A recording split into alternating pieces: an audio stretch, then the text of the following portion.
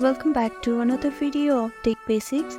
In this tutorial video, we are going to learn how to download Brew on your MacBook.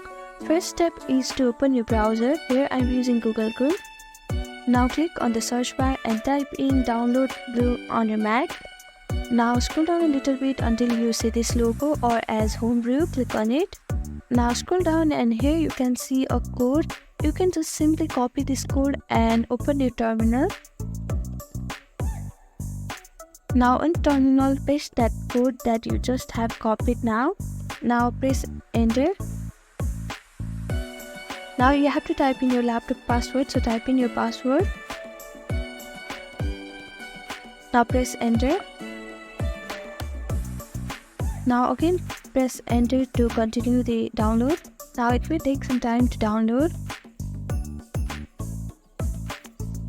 Now the next step is you have to copy this code in your terminal, and after that Brew is installed in your Mac. Thank you for watching this video. I hope this video was helpful to you. Please do like, share and subscribe to our channel, and don't forget to comment down below if you have any queries. Thank you.